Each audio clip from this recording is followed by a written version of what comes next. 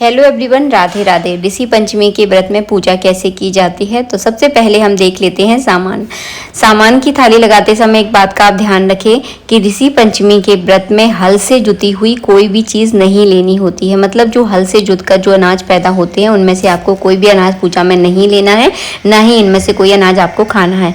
इसके बाद गाय का दूध, दही, घी नहीं लेना है आपको भैंस का दूध, दही, घी आपको प्रयोग करना है।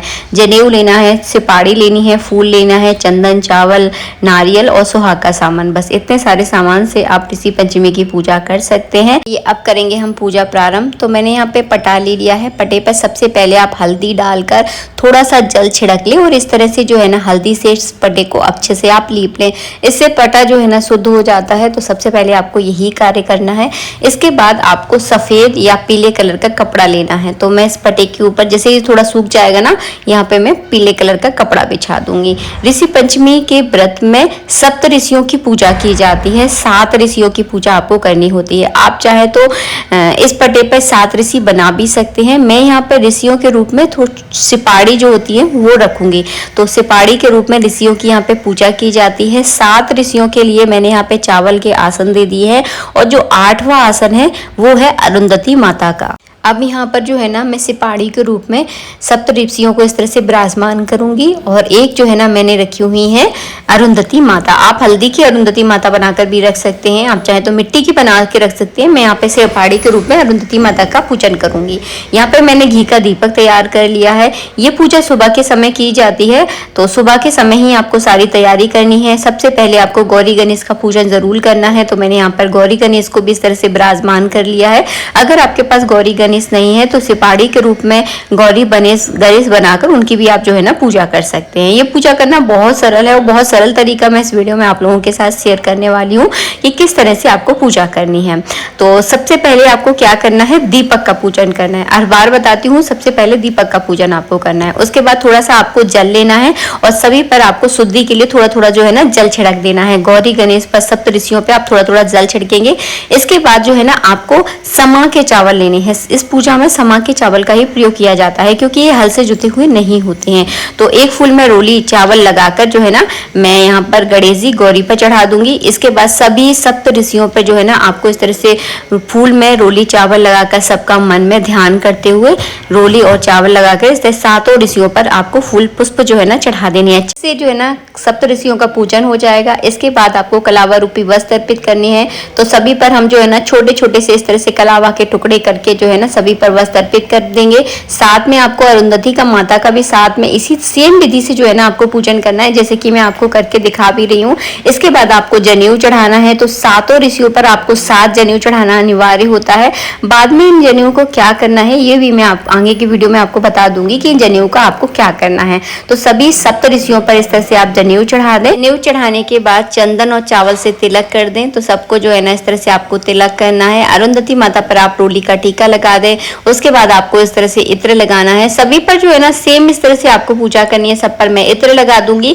इसके बाद जो है ना अगर आज के दिन अगर आप दान पुण्य करना चाहते हैं, आप चाहते हैं कि ऋषि पंचमी के दिन हम दान पुण्य करें, तो आपको क्या करना है, छोटी छोटी सी इस तरह से टॉवेल लाना है। ऋषियों के नाम की जो है ना 7 टॉवेलें आपको चढ़ानी है। आप रुमाल भी ला सकते हैं सफेद कलर के, आप चाहे तो जो कॉटन की टॉवेल होती है वो भी ला सकते हैं। तो वो अपनी श्रद्धा के अनुसार लेकर आए और 7 टॉवेलें जो है ना आज के दिन आप दान करें तो ऋषि पंचमी का पूर्ण फल जो है ना इससे आपको प्राप्त होता है। तो मैंने 7 टॉवेलें जो है ना ऋषियों के नाम की चढ़ाई है और एक जो है ना पिंक कलर की जो टॉवेल है वो मैंने अरुंधति के माता के नाम की चढ़ाई है, सुहाग के सामान के सहे, जैसे कि आप लोग वीडियो में देख रहे हैं। इसके बाद आपको भोग लगाना है। भोग में आप क्या क्या खा सकते हैं, आप छुआरे खा सकते हैं, बिना हल के जुते हुए आप फल खा सकते हैं। जो बड़े बड़े पेड़ होते हैं वो बिना हल से जुते ही खड़े होते हैं तो वो फल खा सकते हैं। नारियल इस व्रत में आप खा सकते हैं। भैंस का दूध, दही, घी से बनी हुई कुछ भी मिठाई आप खा सकते हैं। तो थोड़ा सा आपको इसमें लिमिटेड ऑप्शन मिलते हैं खाने पीने के। इसके बाद जो है ना आपको थोड़ा सा होम करना होता है क्योंकि अग्नि में जिस भी देवी देवता के नाम का हम भोग लगाते हैं वो वहां तक पहुंच जाता है। इसीलिए ज्यादातर व्रतों में होम करना बहुत जरूरी होता है। तो यहाँ पर मैंने अग्नि प्रज्वलित कर ली है। रोली चावल से मैं अग्नि का इस तरह से पूजन कर दूंगी।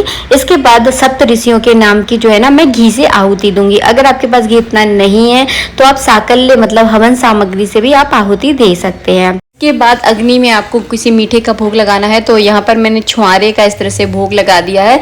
इसके बाद जो है ना आपको घी से एक बार आचमन करवाना है, क्योंकि कुछ खिलाने के बाद जल जरूर पिलाया जाता है, तो आपको घी से आचमन करवाना है।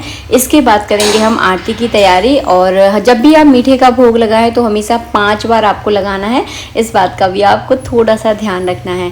यहाँ इस तरह से मैंने 2 बार जो है ना घी का आचमन करवा दिया है। अब करूँगी मैं आरती की तैयारी। तो एक प्लेट लेकर मैं दीपक रख लूँगी, और आपने जो शुरू में दीपक प्रज्वलित किया था, इसी दीपक से जो है ना आप आरती कर सकते हैं। मुझसे पिछली बार वीडियो में काफ़ी सारे लोगों ने पूछा है, तो मैं आपको एक बात बता दूं, जब हम अखंड दीपक जलाते हैं तो उस दीपक को उठाना निषेध माना जाता है, लेकिन जब हम नॉर्मल पूजा में, जब तक हम पूजा कर रहे हैं तब तक दीपक जला रहे हैं, तो उस दीपक से जो है ना हम आरती कर सकते हैं, इसमें कोई दिक्कत नहीं है। बाद में सामान का क्या करना है, जो हमने रुमाल चढ़ाए हैं, इन रुमालों को आप मंदिर में या किसी ब्राह्मण को दान कर दें। सुहाग का सामान आप किसी पंडितानी को दान कर दें। नारियल जो हमने चढ़ाया है पूजा में, इसे प्रसाद के रूप में फोड़कर खा सकते हैं। ये सारा सामान जो है ना प्रसाद के रूप में ही बांटा जाता है। सिपाड़ियों का बाद में आपको क्या करना है, तो सिपाड़ियों को बाद में जो है ना जल में प्रवाहित कर दिया जाता है। जो हमने जनेऊ चढ़ाए थे, इन जनेऊ को किसी ब्राह्मण को जो है ना दान दे दिया जाता है। आप स्वयं भी जनेऊ पहनते हैं तो इन जनेऊ को आप पहन सकते हैं, क्योंकि ये प्रसाद के रूप में है, तो आप उन्हें घर में भी यूज कर सकते हैं।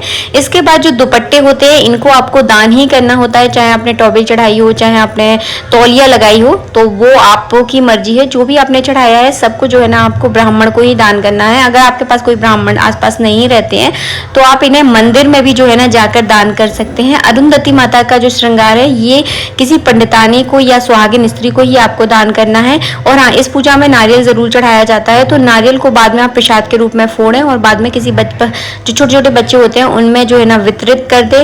और शाम के समय जो है ना आपको चौकी हटानी है, क्योंकि सुबह के समय जो है ना ये पूजा की जाती है। आज के लिए इतना ही, नेक्स्ट वीडियो में मिलेंगे। राधे राधे। वीडियो अच्छा लगा है तो लाइक कीजिएगा। राधे राधे।